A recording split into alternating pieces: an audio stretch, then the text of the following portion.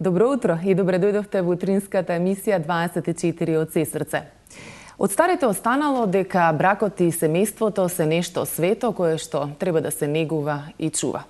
Но што кога станува збор за непомирливи разлики, за постојано и изразено несогласување помеѓу страните и прераснува дури и во семејно насилство? Дали тогаш треба да се остане во тој брак? Многу пати луѓето од незнаење на своите права и обврски не преземаат никакви чекори. Затоа, денеска решивме да зборуваме токму на таа тема, да ги запознаеме сите оние кои што се во дилема. За таа цел, наш денешен гостин во студиото е адвокат Владимир Бангиевски.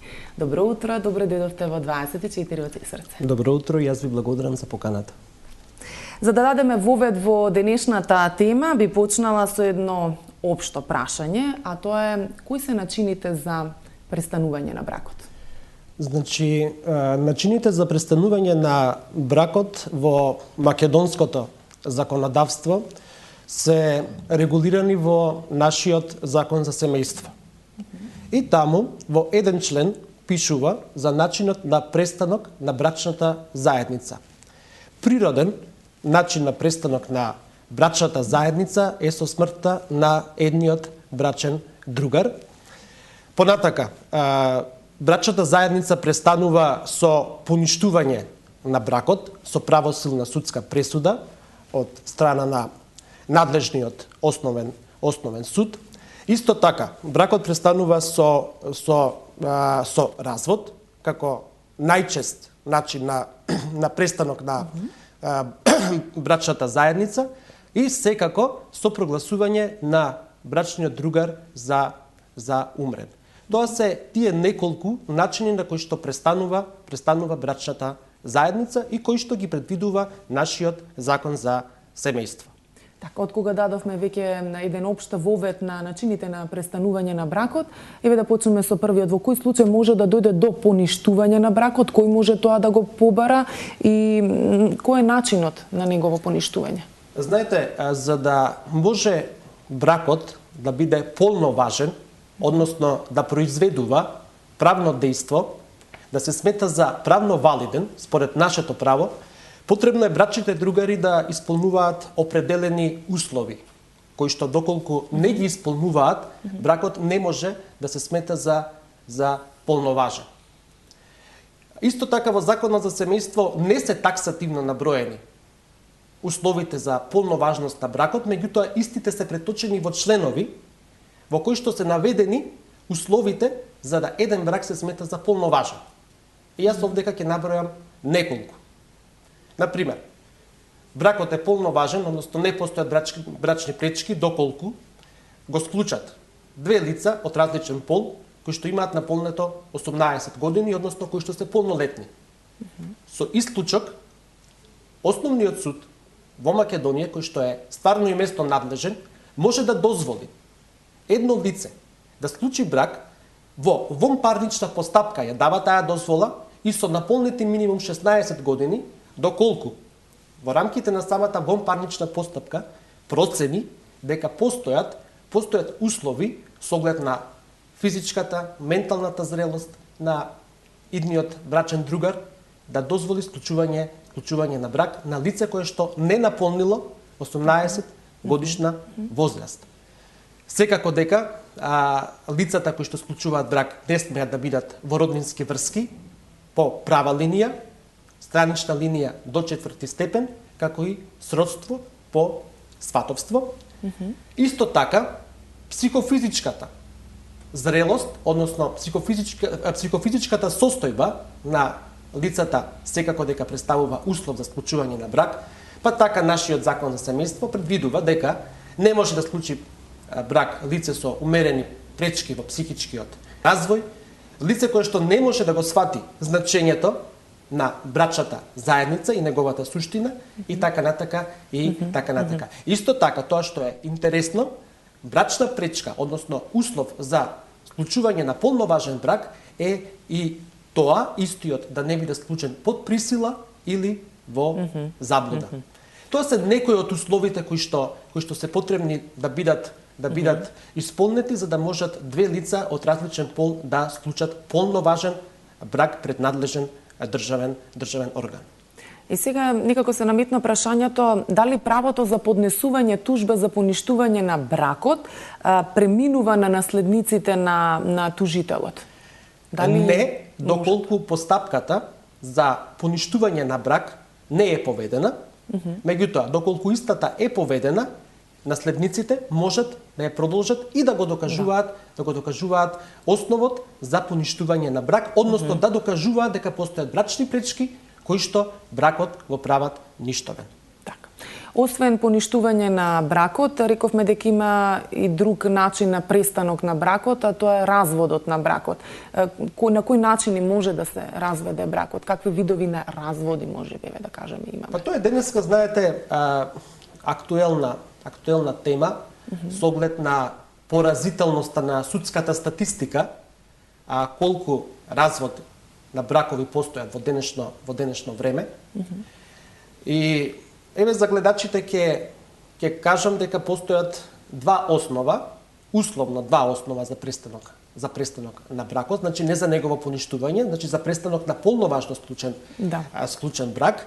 Тоа е со взаемна согласност на двајцата брачни другари и секако дека со тужба за развод на брак, доколку таква согласност не постои. Во првиот случај, брачните другари непоколебливо, слободно, по своја сопствена волја, одлучуваат дека повеќе брачната заедница не сакаат да постои, па во тој случај поднесуваат тужба со спогодбен предлог за развод на брак и доколку во вториот случај таква волја не постои, тогаш едниот брачен другар поднесува тужба за развод на брак и бракот се разведува во парнична судска постапка. Кој е поедноставен за изведување? Претпоставувам спогодбениот, за пократко време, поедноставен и поевтин во случајот, затоа што знаеме дека да се разведеш во денешно време на вистина чини. Знаете, секој развод на брак си е така да кажам приказка сама за себе. Постојат околности кои што прават бракот да биде поедноставно разведен кога постои спогодба помеѓу брачните другари и понекогаш е многу поедноставно кога постои волја само кај едната страна, односно кога односите се до тој степен нарушени во една брачна заедница, така што не може да дојде до спогодба на двајцата брачни другари.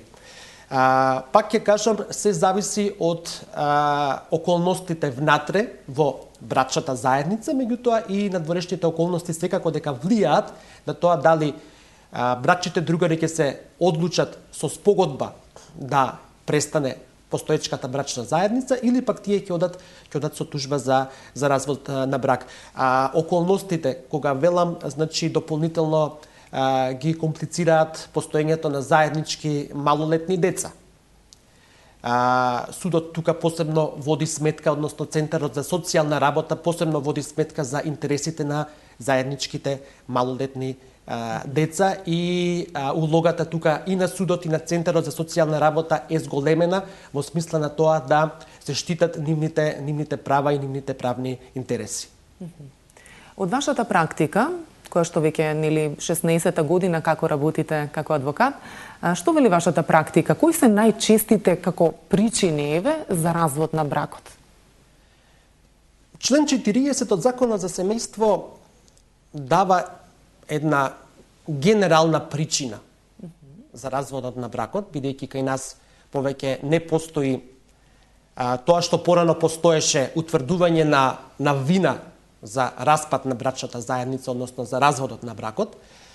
Член 40 оди со една генерална клаузула непостоење на неможност за понатамошно заедничко живење. Значи поаѓа од тоа дека односите помеѓу брачните другари до тој степен се нарушени да тие повеќе немаат интерес, односно е невозможно да обстои понатаму брачната заедница заради неподносливост на понатамошно заедничко живење.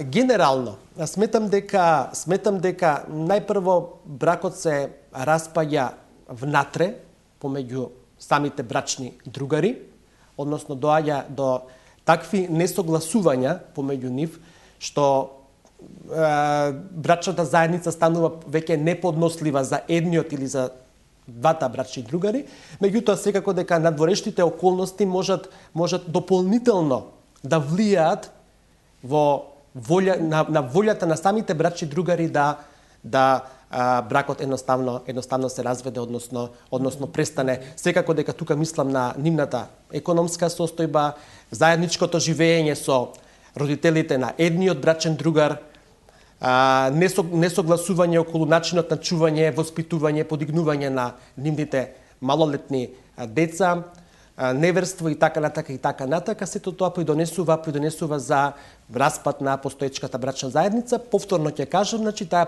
пред се сметам дека се распаѓа внатре во рамките на самата брачна заедница помеѓу брачните другари, меѓутоа надворештите околности можат само дополнително да влијаат во дефинитивниот распад на брачната заедница, односно разводот на бракот. Тука ќе направиме една пауза со реклами. Потоа, драги гледачи, се враќаме во студиото. Телефонските линии ќе бидат отворени. Адвокатот Бангиевски е тука за сите ваши прашања во врска со денешната тема, поништување и развод на брак. Па ве очекуваме и да се јавувате. Одат реклами.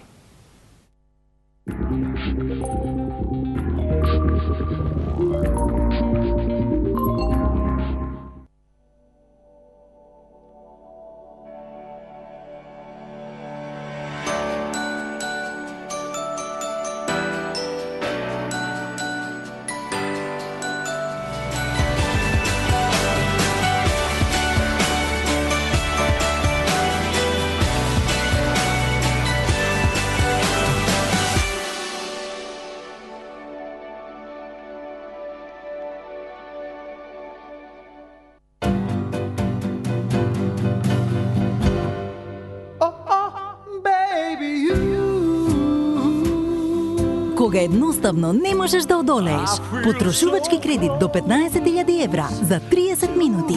Промотивно, без административни трошоци, 6% гарантирана каматна стапка за првата година и можност за 1+1% поен намалена каматна стапка за следните 2 години. Стопанска банка, на ваша страна. Со миопијата, односно кратковидоста како болест, јас бев запознаен и бев приморан да носам помагала уште од 4-то одделение. Моје 15-тој години ми е диагностицирана болест која се назива астигматизам и тоа е био еден од најтужних дана во мојом животу. Подолго време имав проблем со видот и нормално при една таква ситуација морав да се одлучам да барам решение. За методата лазерска корекција на диоптријата имав слушнато уште како студент, но сепак не се одлучив да го направам тоа тогаш затоа што не бев сигурен. Био сам у више клиника, меѓутим нису ми дали, да кажем, онај осеќај да направим конечну одлуку. Се распрашував кои се најдобрите, секогаш во животот барам кој е најдобар. Од таа причина се одлучив за Систина офталмологија. Када сам по први пут ушao у Систину офталмологију, сама клиника, сама архитектура, саме просторие, чисточа, луѓе без лажних осмеха, веќе со правим осмесима. Моментот кога се запознав со тимот на Систина офталмологија, всушност ја добив потребната доверба и сигурност за да ја направам лазерската корекција на мојот вид. Закажете преглед и вие и за секогаш ослободете се од очилата. Систина офталмологија. Ве мачи вишок желудочна киселина, жиговина или надуеност? Имате пожар во стомакот? Гастрогард е брзо и безбедно решение за вашите стомачни тегови. Изгаснете го пожарот во вашиот стомак. Гастрогард. Пред употреба внимателно да се прочита упатството. За индикациите, ризикот од употребата и за несаканите дејства на лекот, консултирајте се со вашиот лекар или со фармацевт.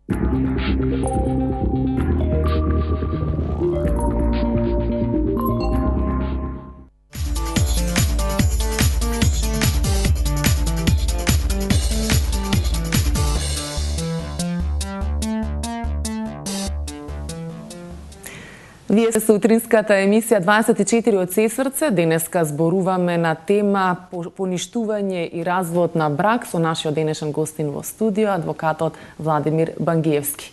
До сега дадовме една општа насока во врска со бракот и начините на престанување на бракот и сега дојдовме до ситуација кога започнува целата таа постапка, односно на барањето за почеток на развод на бракот, како што опште познато кај нас таа постапка започнува со мирење на брачните другари. Дали е задолжителна во секој случај? Да, значи формално правно постапката за развод на брак во првиот кога постои спогодба и во вториот кога не постои спогодба, односно со тужба, значи започнува со улогата на Центарот за социјална работа и постапката пред Центарот за социјална работа е една од фазите во постапката за развод на брак. Центарот за социјална работа по закон би требало да има улога да евентуално ги помири двата брачни другара, меѓутоа неговата улога е посебно специфична и посебно битна во ситуација кога постојат заеднички малолетни деца. И тука Центарот за социјална работа посебно води грижа за интересите на заедничките малолетни деца.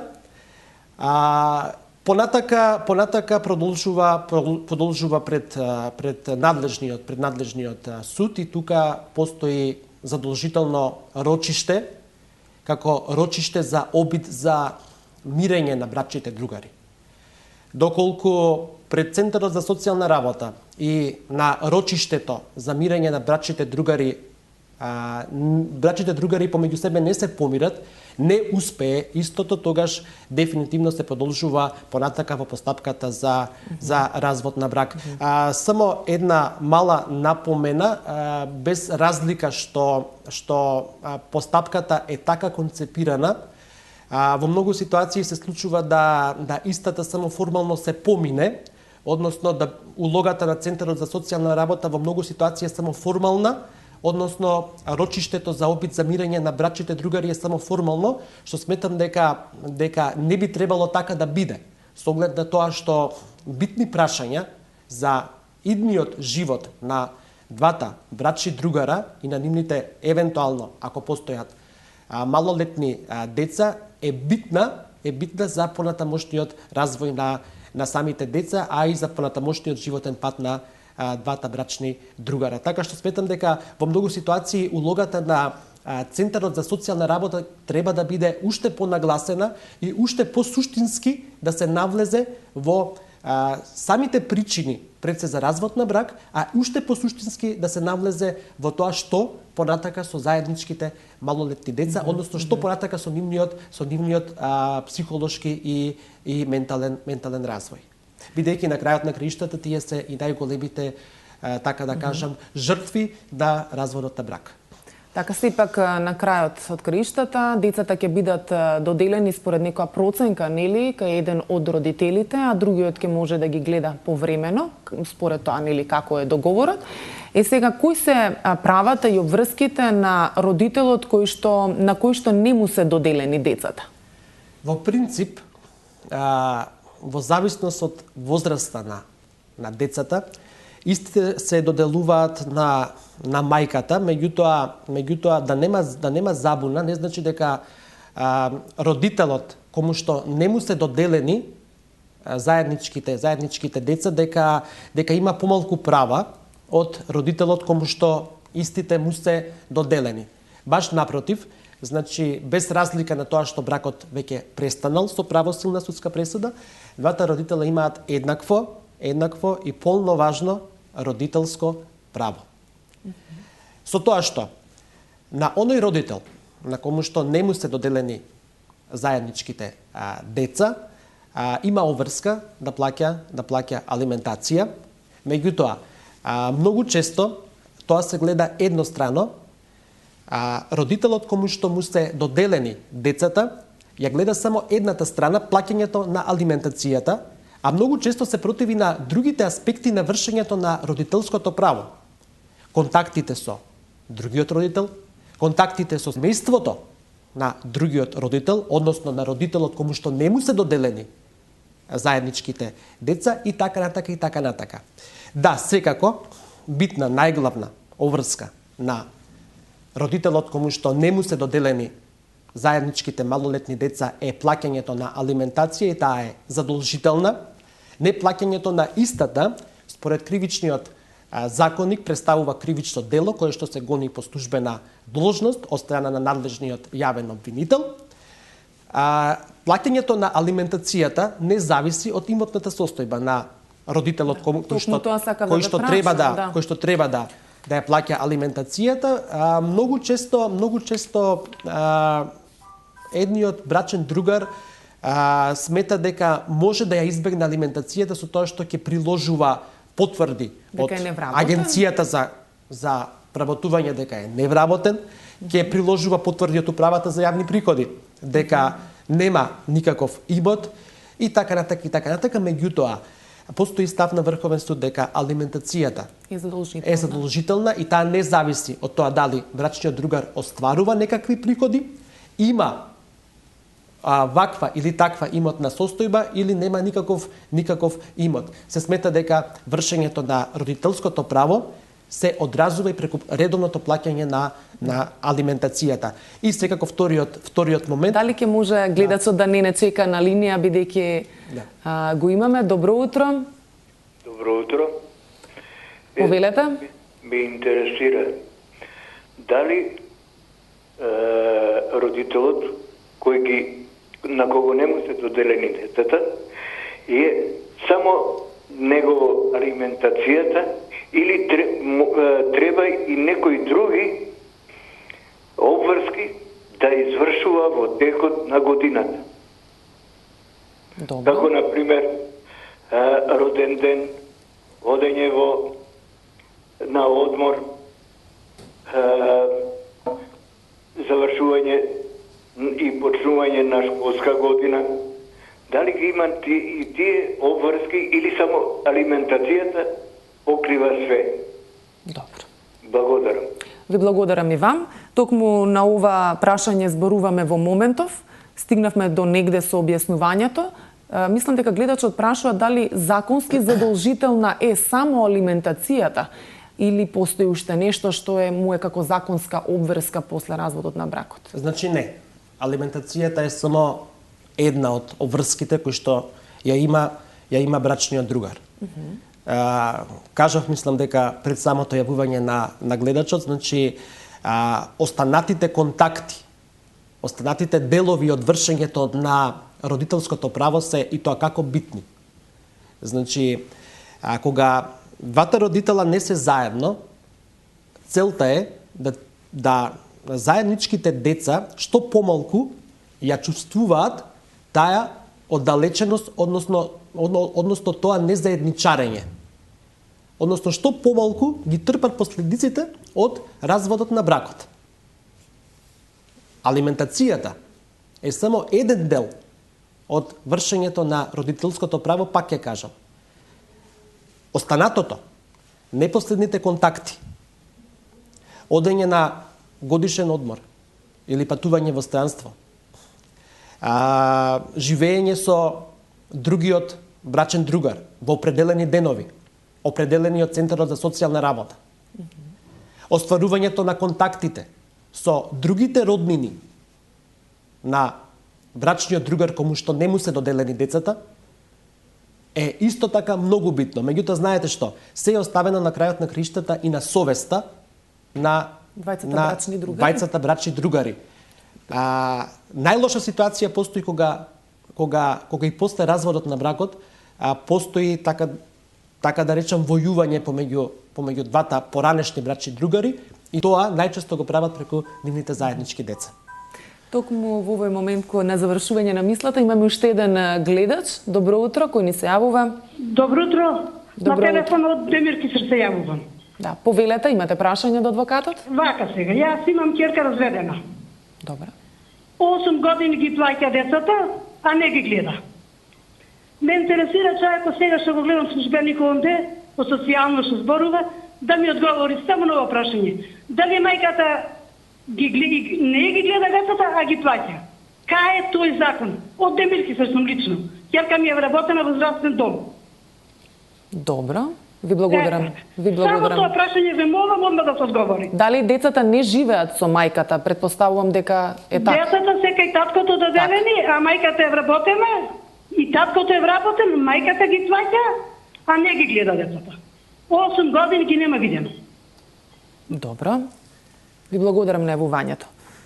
Значи, пак ќе кажам, оставено е на совеста на родителот. А никого не можете да го присилите со сила да остварува контакти со било кого, вклучувајќи ги и неговите деца. Најдобро е да се остваруваат колку што е повеќе можно редовни, нормални контакти. Меѓутоа, доколку родителот го признава детето за свое, доколку ја плаќа алиментацијата, натака негова волја е на кој начин или воопшто нема да ги остварува контактите со своето дете. За жал се случува да едноставно родителот не остварува понатака никакви контакти во XY случај, што сметам дека е поразително за психофизичкиот развој на самото дете. Меѓутоа, пак ќе кажам, оставено е на совеста на родителот на кој начин, како ќе остварува непосреден контакт со своето дете. Тука, Центарот за социјална работа, да, има улога.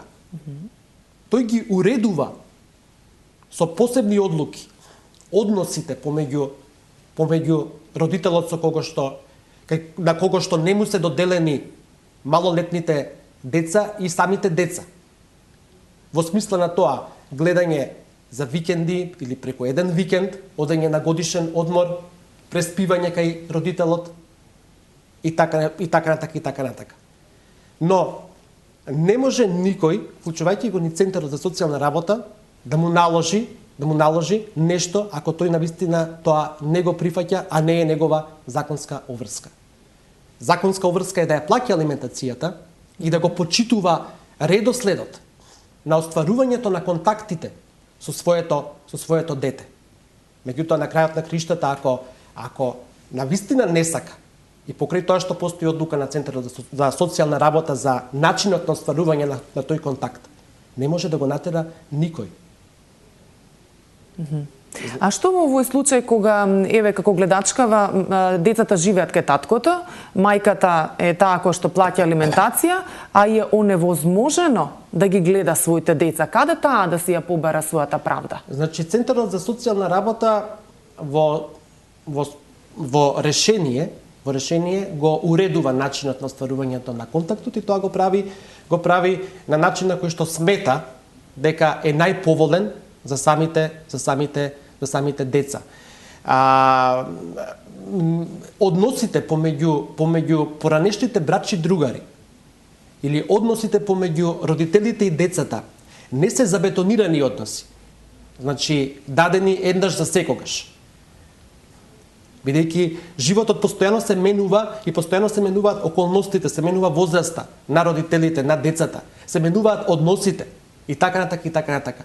Сето тоа во соодветна постапка пред се судска може да се бара на начин што ќе се бара промена на првобитната судска пресуда која што се однесува на алиментацијата, на начинот на остварување на контактите на оној родител кому што не му припаднале децата и така натака. Сакам да кажам дека околностите се менуваат и се менливи и судот води сметка за самите променети околности со донесувањето на нова одлука. Спомнавме малку за тоа дека оној родител кој што не е со децата има обврска да плаќа некоја си законска алиментација. Како се одредува таа? Еве, например, ако тој не е вработен, спомнавме дека сепак законската обврска за плаќање на алиментација сепак е присутна и кога тој не е вработен, така? Меѓутоа, како тоа се извршува? Знаете, дали тоа е некој паушал кој што судот го донесува како задолжителен некоја сума на средства која што мора да ја плаќа? Почетна точка се интересите на самите деца. Значи, Центарот за социјална работа и самиот суд во текот на постапката води сметка за тоа кои се нивните интереси. Секако дека во предвид се зима возраста на самите деца, потребите не се исти кога едно дете е на една годишна возраст и кога тоа веќе е на некои си 14, 15, 16 години и така натака. Дали се помали или поголеми неговите материјални потреби, односно материјалните потреби на самото дете, е веќе прашање на проценка на околности. И за тие околности води сметка и Центарот за социјална работа, води сметка и судот. Но, до сегашната, барем моја пракса покажува дека во секој случај, веќе кажам, суба не се оди под 3000 денари по дете. Значи не се оди, бидејќи се смета дека тоа е некоја си минимална сума која што задоволува минимални потреби на едно дете без разлика на неговата возраст.